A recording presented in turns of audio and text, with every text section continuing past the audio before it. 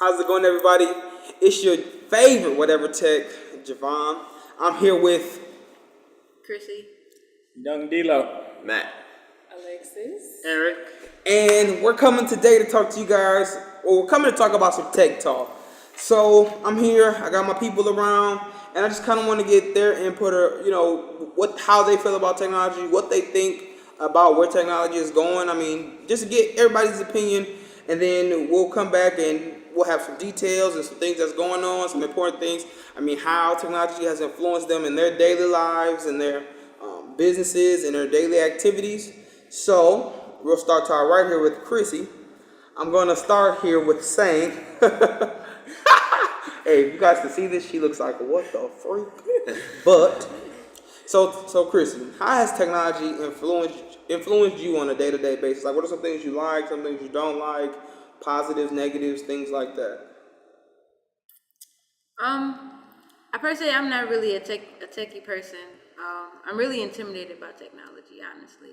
It's so much that's going on right now that I just can't keep up with it.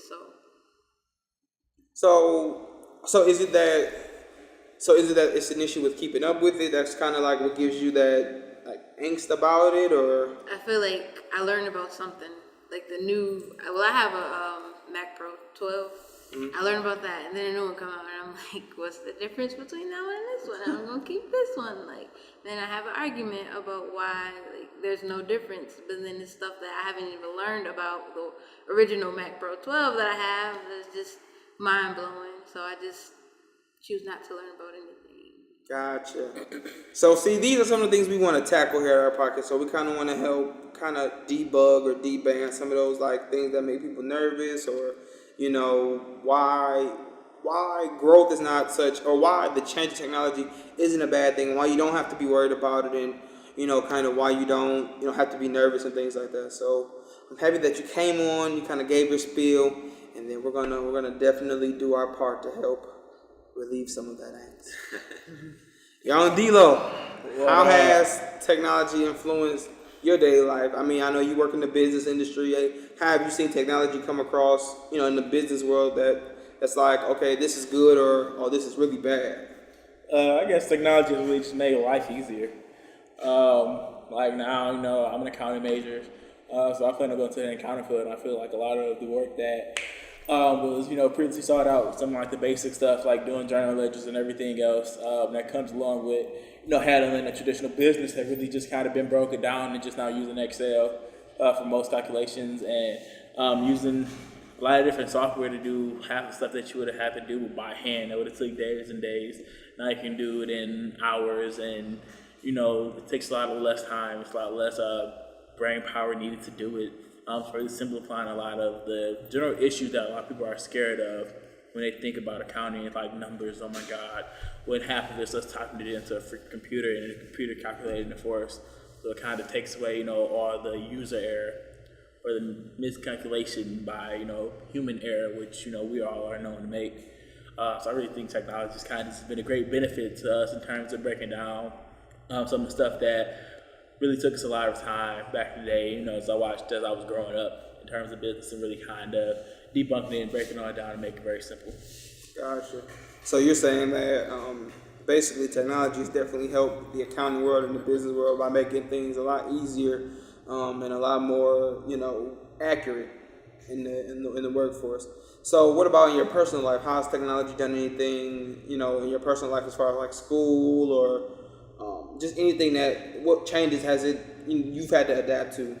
So I think technology has really gotten to the point where now us as like humans don't really remember like a lot of things.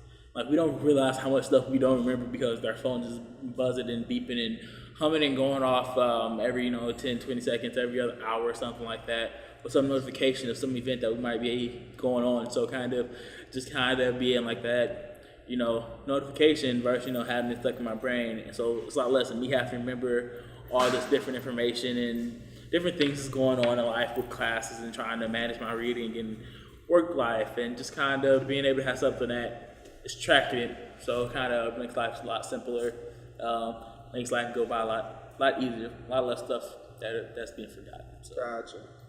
Cool. So that's nice to hear. So Matt, so Yes. we've known each other for a little bit here, and I mean I know some of the things that you do as far as like videos and your podcast and your majors and things like that.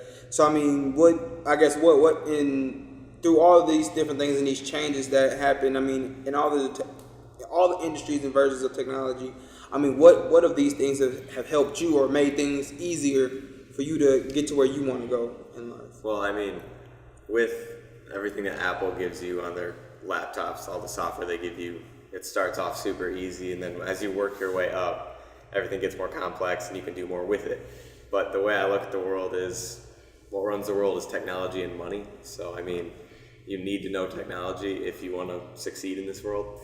So, basically everything I do is around technology, it always has been. Gotcha. So now, do you consider yourself like very experienced in technology, or do you feel like you're kind of like in that middle ground, like you know how to use it, you know what some of it's for? What do you know? I'm probably in the middle ground because I know a little bit of coding and the higher stuff, but I'm not anywhere near an expert. Gotcha. But I definitely do, knowing some of that, I definitely do give them props for doing what they do because it's not easy at all. Right. So yeah, I give them a lot of props for that. I mean, that's dope. That's dope for sure. So, I mean, let me ask you this. So, where do you think the industry that you're in, where do you think it would have been if it hadn't been for the advances in technology? So, do you think it would have been a lot harder? Do you think it would have, still taken a long time to put out content? I mean, I mean, before there was YouTube and all that stuff, I mean, we can go back to like the 1930s when film was like little black and white, grainy. You had to go stop motion and all that stuff. So without that, we'd be there. Like the first King Kong movie that was ever made was a clay statue that they kept moving around. Right. So, I mean, it's incredible what they can do with like animation and everything now. Gotcha. So, I guess taking a step into the future, where do you see technology in this industry going? Like, or better question, what's your vision, or what goal do you have for technology? I think in at least 10 years, everything will be virtual reality. I think everything we watch, movies, virtual reality, video games, virtual reality, everything. I think that's the next big step. Gotcha. Yeah. All right. So now we got the boss man on the line. So, Alexa, so I asked you, how has technology impacted you on a day-to-day basis? I mean, your business, your industry, the things you love to do. Well, my experiences with technology has been quite diverse, I'd say. I mean, I remember being really, really young, using like the big IBM computers, and like my dad, he does something techie with the Department of Defense, so he always had like new computers and stuff, and I had my own computer since I can remember, and we played little games and stuff, and I learned things on the computer, and I've always been, like when Google was first a thing, I used to he taught me how to put a word and put the plus sign and put a word and put the plus sign and stuff like that. So I remember all of that stuff. And then I think, I started, doing Photoshop and like, finding, little free Photoshop software programs and stuff like that. Taking pictures that I've already had or something like that and scanning them. And, editing them and stuff like that. And then, when I got to college, it was crazy because I kind of hated technology, to tell me the truth. I hated it. I thought, it was good and it was useful, but it took jobs away from people. It took, it played with people's livelihood, if they didn't have those high technical skills, like things like CDs used to get made in factories. That's not really a thing anymore. The cashiers, at the store, self-checkout, I thought it was becoming a very evil thing. But now I'm just learning to, cope with the fact that is the future. And you have to stay competitive. I mean, in any industry, whether it's, customer service or it's tech itself or business or medicine, you just have to stay competitive. And I think that's what technology is doing for me. It's just keeping me on the cutting edge. So I had to download Snapchat, earlier this year because I had to keep up. I I couldn't, miss the bus. So I have an iPad. I had the second iPad for like 4 years, and I didn't want to change. But I got a new iPad. My computer is going down, so I'm just gonna have to learn to live with all the advances and all the nonsense that we depend on our computers for. I hate that I depend on my phone, but who doesn't? Sure. It's like. So what worries you most about technology, or what things are you most concerned about when it comes to technology? I would say privacy for one, and just the economy. I mean, when you take away the middleman, the rich get richer and the poor get poorer, and I think that's a dangerous place for America to be in, just because the middle class was it 50 years ago. You know what I mean? And it's hard for me to watch, but it's nothing I can do about it. And I think that's the hardest thing I can really kind of, I guess, state. It's out of your control. And I'm a control freak. So I hate that. I guess nothing I can do about what's happening to people's livelihood other than to educate them. And I think that's what a big mission that whatever front end, whatever tech, I think we try to educate people through podcasts like this and videos like this. I think that's what I'm worried about. The people are missing the education. People are intimidated by technology. I am intimidated. And some people, I worked at jobs where people didn't want to type their own login, because they're just, I don't do this. I've never touched a computer. I always use my phone, blah, blah, blah. And it's like, you have to know how to do this stuff. You're not going to go up to a customer service window in a few years. You already talk to operators on the phone. It's not going to be a lot of human interaction. So you got to get used to it. So, do you think with the advances of technology and the places that it is going, or in the places that it's at now, do you think there's a point to where things can be that technology and people can maybe coexist better? So it's not as much people losing their jobs, and technology isn't just taking over everything. But do you think we can get to a point to where we can have that happy medium of, okay, this is high tech, but then we still need our people to do certain things? I don't think it's a lot of going back. I think it's going in the opposite Yeah, direction. I think we're removing people. Right. Like I said, you call any phone company, any Apple, any customer service. If you call their number, you're not talking to a human being for at least the first couple phases of the phone call. You're not, and when you have situations like that, you go to kiosks. I'm in a situation right now because my tags are expired because I don't want to wait in line. I want to go to the kiosk. And it's stuff like that where I'm dependent on technology. But, at the same time, I feel guilty because I'm putting that person out of a job. The more people use this kiosk, the less people that they need in the office. Yeah. Perfect example, my mother works for the post office. Yeah. Mom, I'm glad you got in when you did, because it's not going to be a thing. It's not going to be a thing. It's been post offices closing all around the state, all around the country, because people email, people text, people, they don't mail things anymore. And now I'm conscious of that kind of thing, but I told my mom, like, Mom, all your younger trainees and stuff like that, tell them to get out of there, because it's not going to be a thing. So I don't see it being a happy medium. I think it's you just got to get Technology or else, huh? Yep. Yeah. It hurts for me to say that, but it's a reality. I don't see it being a people using technology. I think technology is replacing people. Yeah. So, on to Mr. Eric here. I'm gonna have to vehemently disagree. Oh my with God! Really? Yes, there we go. because I believe that technology is what's best for people, and that we can head to a better future, and that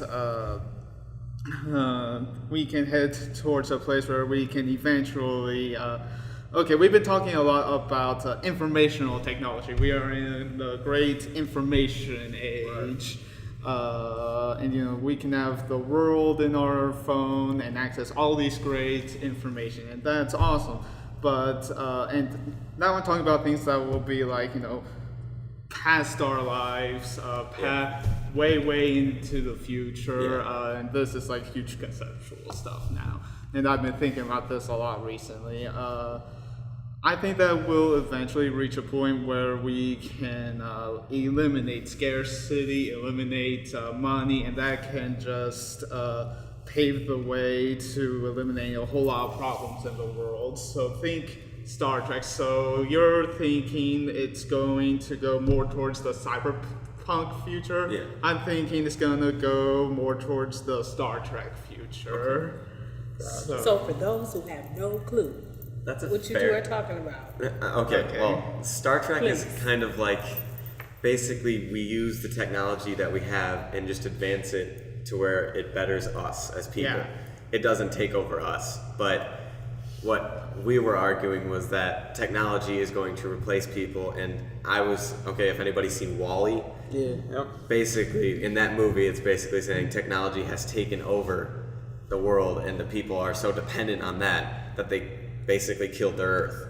Right. And my argument, we're killing our Earth. Yeah. It's scientifically proven, but yeah. Yeah. And in some aspects, technology does replace people and should replace people. That's true. Like, I don't want people to have to be garbage men. Right. Like, That's true. That's fair. Definitely. I mean, there's definitely industries that that benefit a lot from technology. There's also industries that it wouldn't hurt to keep a person there. So I don't know, working at like a fast food place or the Secretary of State or government positions and things like that. So I do believe that having individuals there, because you'll get an experience with a person that a piece of technology won't be able to give to you. Yeah. Now, and we are social creatures by nature. Exactly. So I do believe we do need to keep those social interactions and those things going with people and things like that. But I mean, there's other industries like business and different things that I'm sure you could talk to this about how important or how much easier your job is now that you don't have to sit there and go through every piece of documenting, I gotta siphon through. Yeah, you think about going through a whole bunch of tax codes, but going through papers when you're trying to do somebody's tax return. That would take days and days and days trying to go through everything just to make sure everything's verified. Where now with technology, you have these different websites and these different functions that you can use to quickly search over like different tax codes and see if this person gets this reduction, or just in general trying to see where we can start progressing our business at.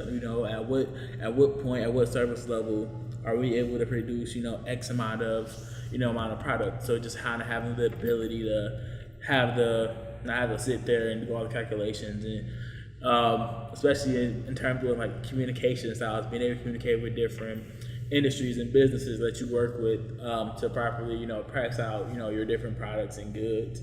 I guess that's like that's one of like the biggest assets that you get, because you're not waiting 3 or 4 days to get a quote from somebody else and waiting another 2 or 3 days to get a quote from this company, or you just, like we said, time is money. So at this point in time, that time that you spend waiting to hear back from 2 or 3 different companies, it might take you less than a day to hear back from these different companies with different price points and everything else. So, definitely. And that's an industry that I think technology has made a big impact on. I know Chrissy here wants to go into criminal justice. Am I speaking correctly? Mm-hmm. What do you think, or what are some ideas that you think, or what advances in technology has helped in that area as far as the law and, police officers and well-being for communities? Do you think technology is having a positive impact in that way, or? Absolutely it has. It's obviously helped with getting people out of jail that haven't done crimes with DNA testing or with fingerprint scans or facial recognition. There's so much that's increased just getting the right person and making sure everybody's safe.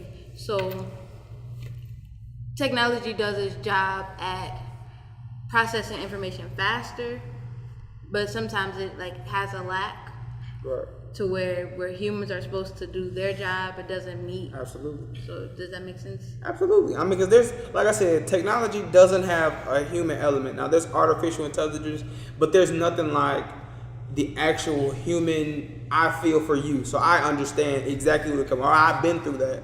So I know exactly what it is you're going through or how you feel and things like that. I mean, I believe we all have, great concerns and ideas and places we think technology can go. I mean, but I think it all starts with sparking the conversation and kind of doing our part, within our respective industries, within, our plans for the future to, help technology get to the place where we want it to be. But what about senseless technology? Like everything, okay, like for certain businesses, like tech companies, I mean, for like anything, any computer, any, device. To what point is it like, okay, this is stupid? I mean, because every year, like upgrades and different versions of, like, you were saying with the new Macs and stuff like that, it's like, what's the difference? I don't even use this for what it's worth. And we are so attracted to new and pretty and shiny things, but I mean, like for instance, maybe the iPhone. The iPhone hasn't really changed that much, Right. but people keep getting it, Well, and it's. Go ahead. Well, at that point, you just make a decision to keep your old phone until you need to replace. Right, but people don't. Yeah, and I And make it's fun not of them built for to- that. It's not built to last. And it's not, and Yeah. I call me a conspiracy theorist, but I swear every time they're about to put a new phone phone act out, up. your current phone acts crazy, and it's really like even with the new MacBooks coming out, my Mac just started giving me issues this year, maybe in the recent months, and now that this new pretty, MacBook Pro is coming out, I did like it's an update every week, and I think it's just deteriorating my computer. You hear So that, NSA? And I think it's crazy. Like, why do I want this? I mean, with my phone and the 6, I don't even know what the differences was. I mean, it was something about more resolution and maybe a faster processor. But is it really worth the extra $400 or however much? So now to answer those concerns, especially with consumer goods, they're built to have an expiration date. Yeah. So they're not built to last Forever. 10 years or 5 or even a year, because even with most iPads and iPhones, once you get to about half your storage, so if you have a 32 gig phone, once you get to about 16, you'll start to see that lack of performance. You'll start to see, it doesn't function the way it's not as fast as it used to be because it's built to do that. So in a way, technology is built to have an expiration date, and at that point of expiration date is when a new piece of technology is set to come out. So what would you say the average expiration date? Because I know a laptop is supposed to last somewhere between 4 and 7 years. Right. So why not bring out a new product every 4 to 7 years? Why pull one out year after year because- after year? You also got to think about people that has the year before. So it's kind of like it's like a ticking time bomb. So it's like think of it like this. So we call it it's like a rolling year in a sense. So it's like a rolling 4 years. So essentially, have to release a new one because somebody else that might have got it in 2004 is gonna be ready for new one in 2008, I see. 2007. Then it's kind of like following like that queue. And now we're crossing technology with marketing. Exactly. So, I mean, it's like, very smart by Apple because they just literally released this next MacBook Pro 4 Yeah. years after the previous MacBook Right. Pro. Right. So they know what they're doing. Yeah. They know their expiration date. Yeah. And they're just taking our And money. I agree, and I appreciate Absolutely. that. And I mean that I don't mind. It's genius. But the phones, what would you say the expiration date for a phone is? 2 years, tops.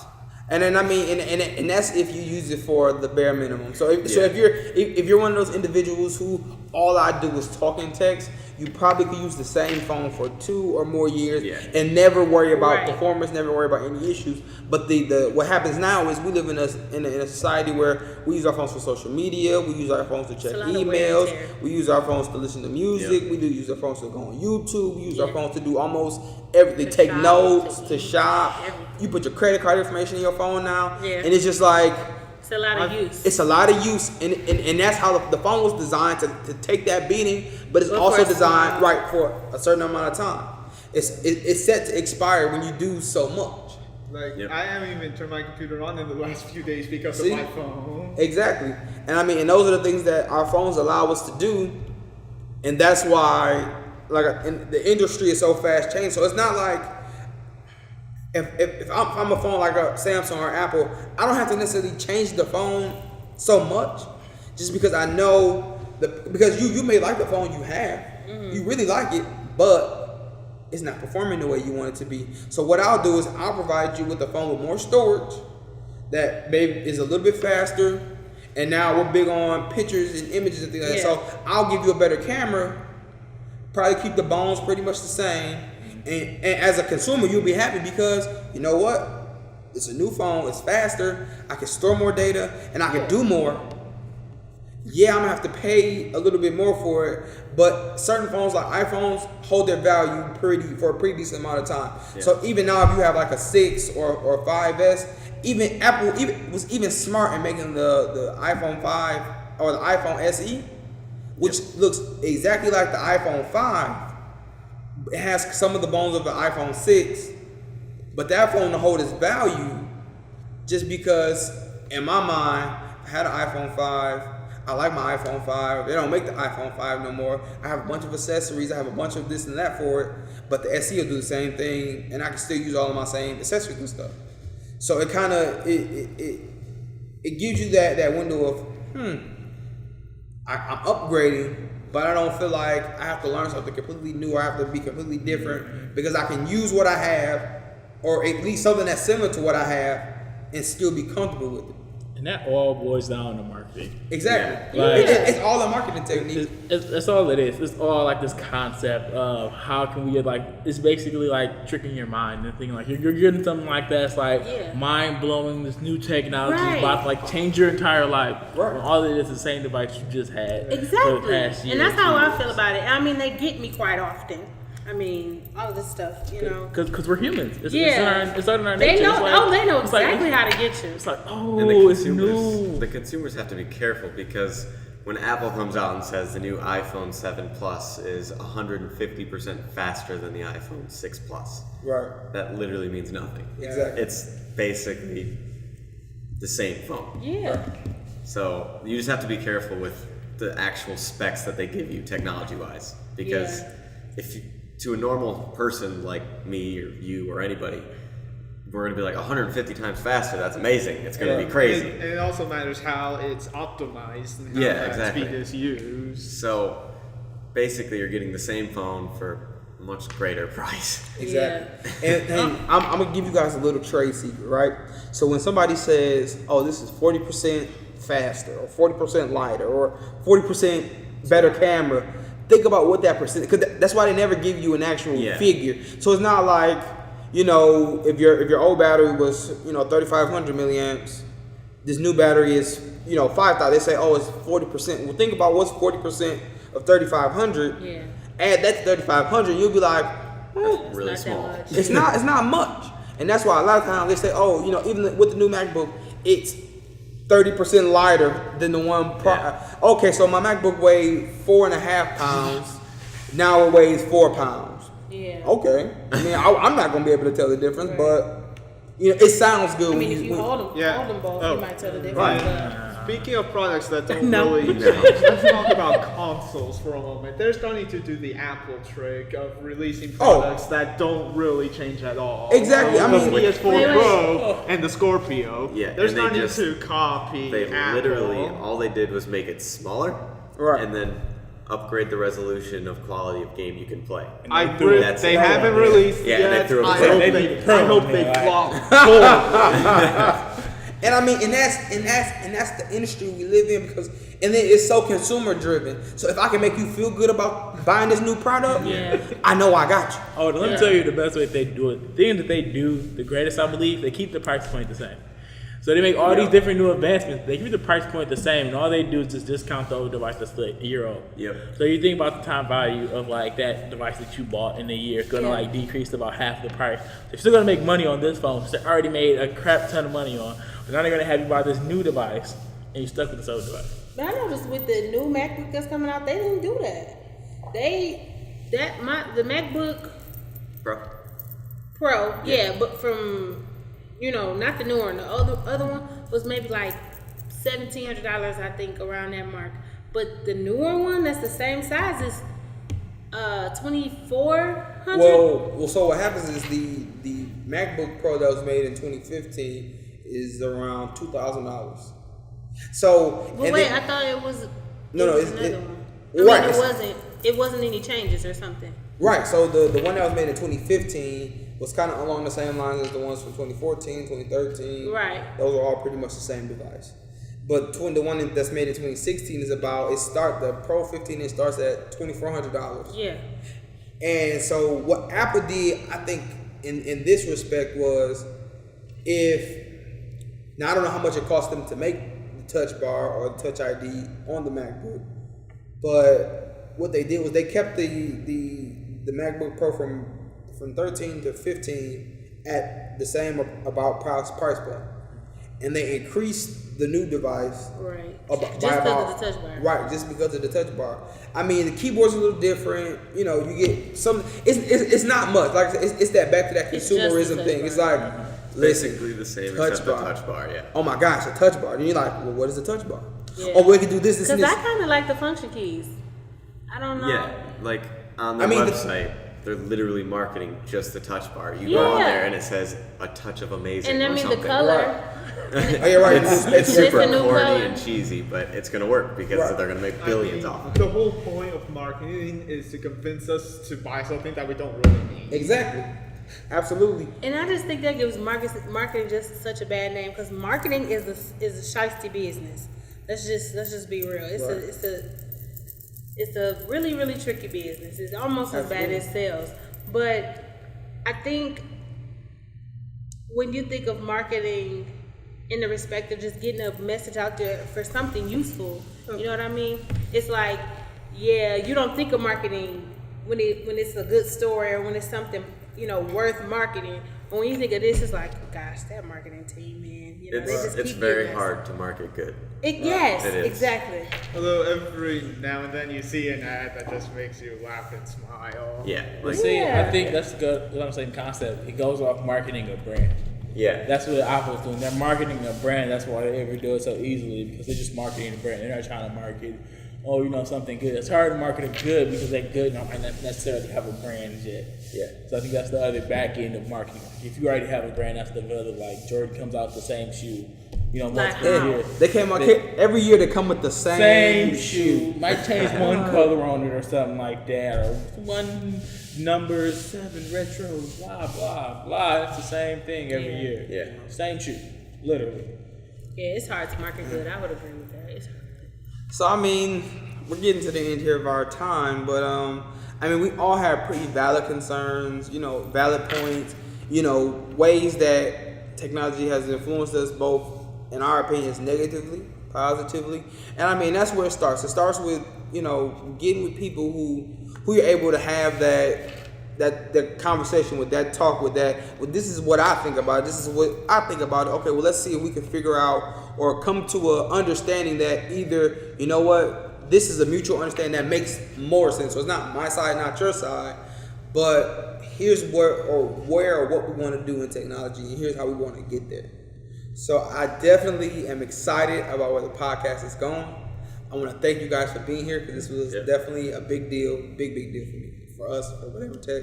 So, man. So we will definitely continue to have these conversations. Yeah. We appreciate it. It's fun.